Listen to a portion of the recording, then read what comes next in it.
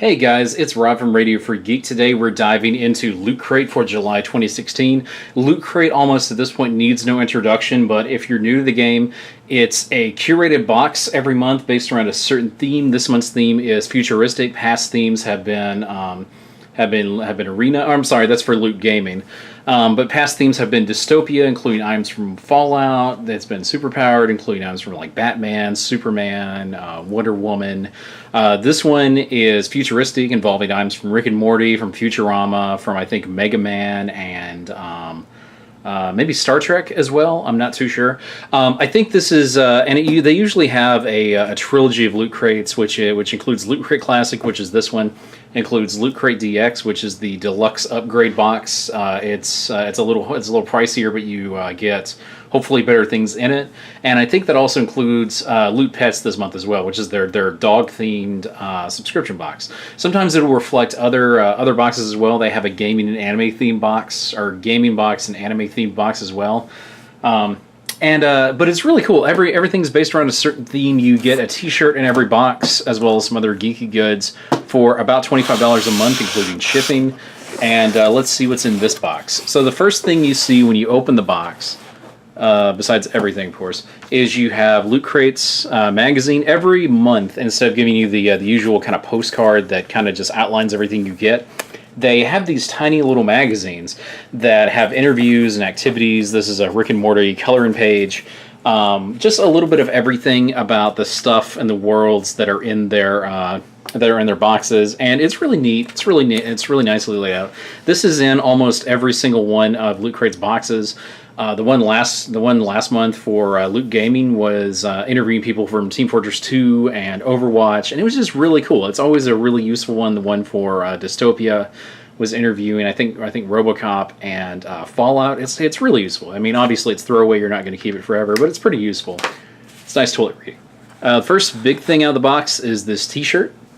It is a heathered blue T-shirt, and it is a... What is this shirt? It is a Rick and Morty design.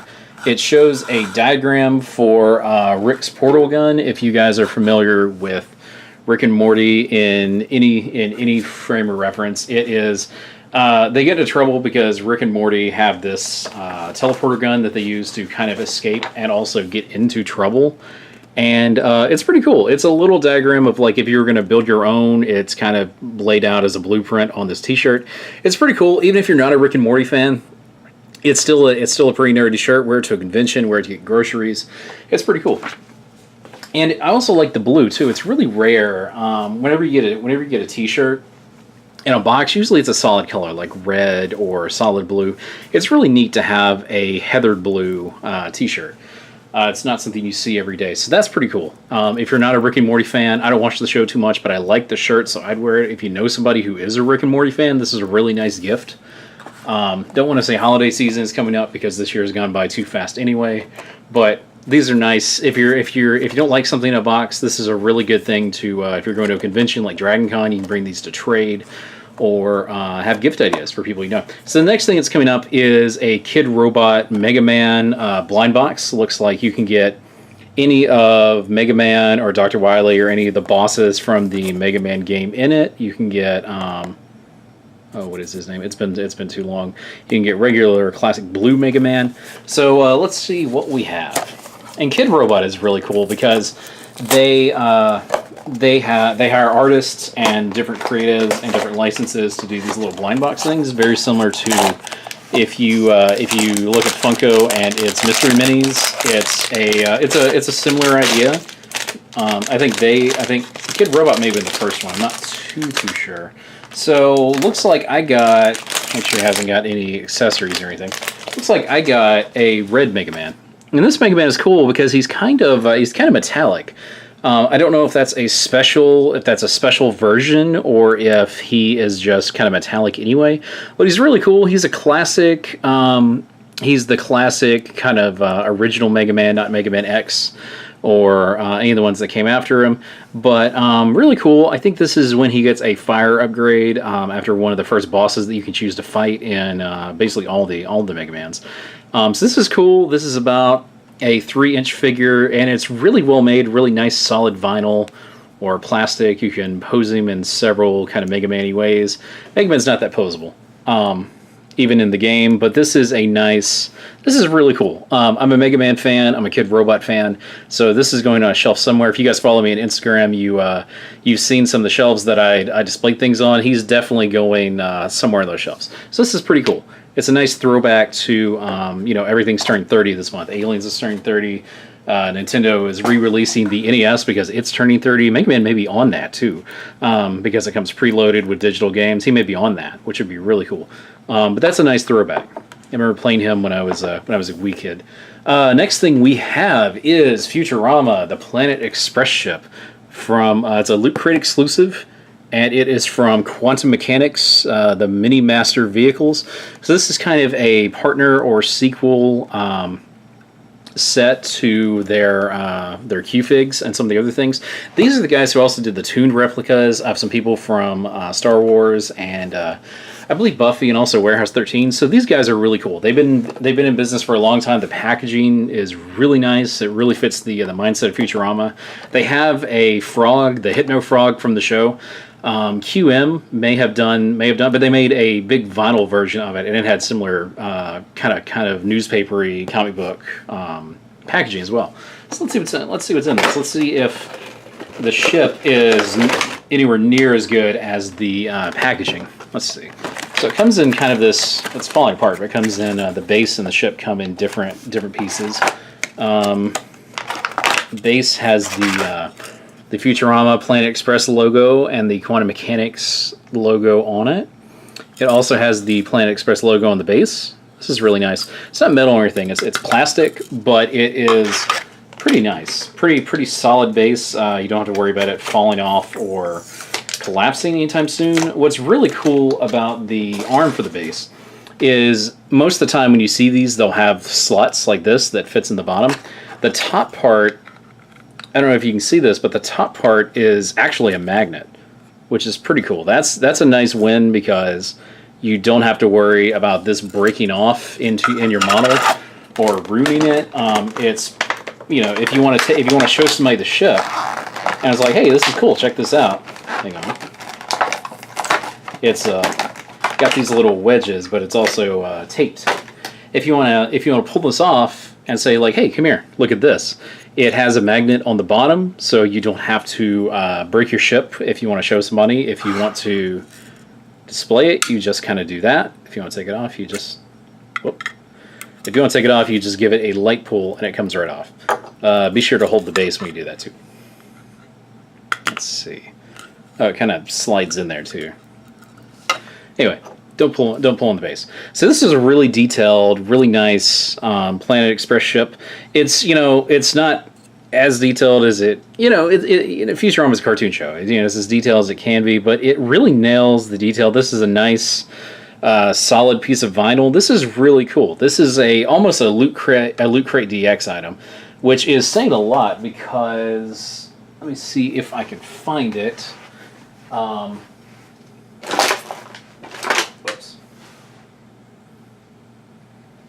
There it is.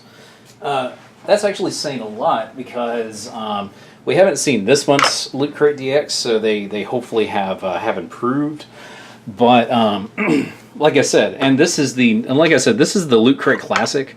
This is what you get in Loot Crate Classic, and this is what you got in Loot Crate DX last month. You have this huge plastic base that fits into it. This is a spinner from Blade Runner, and look at the lack of detail in that. The seats aren't a different color. It's solid plastic. There's no weathering. This is not, this is something you might see at like a 5 and dime store.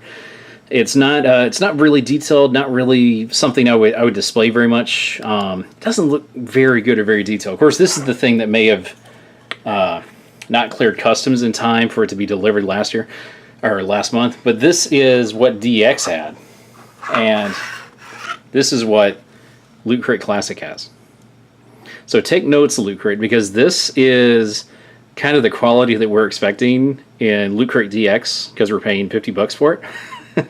So be sure to keep that in mind. Quantum Mechanics can't make everything, but I really wish they could, because they have never really failed in their attention to detail and just overall awesomeness of this. So this is really good. This is a really good bonus. And already we have some really high value things. This would maybe be 15 to 20 bucks. These usually retail for about 10 to 12. Going off of like a site like Shirt Punch's pricing, it's about 10 bucks for the shirt. So already you're exceeding the cost of the $25 with shipping to get into this. So that's pretty nice. Next thing we have is a Star Trek Next Generation Loot Crate exclusive. It feels kind of rectangular, and it's a sticker. I thought it would be metal, because what it is the USS Enterprise. It's the chartering placard that they put on the ship that you can find. I think it's in the show. I mean, it's got to be in the show. But it's interesting because this is like a big vinyl, kind of like a poofy sticker, like you would get if you were a kid in the 90s. What would be really cool, and I know 25 bucks only goes so far. What would be really cool is if this was a metal, so you could like bolt it or screw it somewhere, and if it was maybe a little bit larger too, maybe an actual, the width of the box, that would be really cool. This is still cool. I'm gonna stick this somewhere, but this would have been so cool if it was metal. This is kind of a dorky win. It's obvious filler, but it's a I know some Star Trek fans who would really love to have this hanging out somewhere. Loot Crate pin. Every month includes some kind of pin. This one is obviously Star Trek based, although the classic Star Trek, it's Spock and his Vulcan hand sign.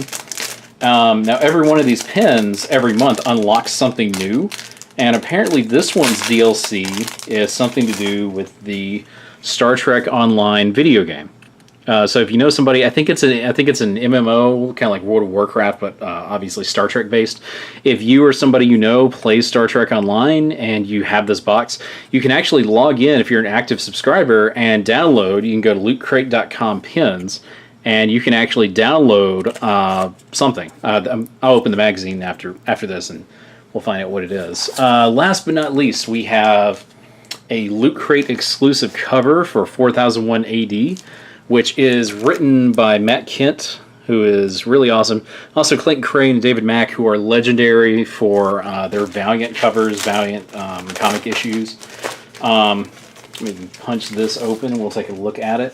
I actually got this same comic, not the same cover, but I got the same comic in Blind Box last month, so I'm kind of used to it. But what it is wait a minute, what is this? Oh, it felt bigger, and I opened a page.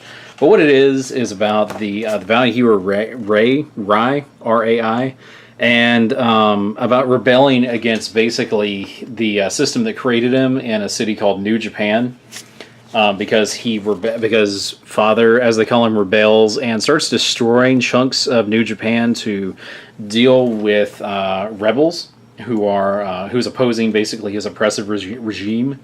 And Ray, who is meant to be his guardian, or the guardian of New Japan, basically Father's servant, doesn't like that, and he joins the rebels. And basically, 4001 AD is that.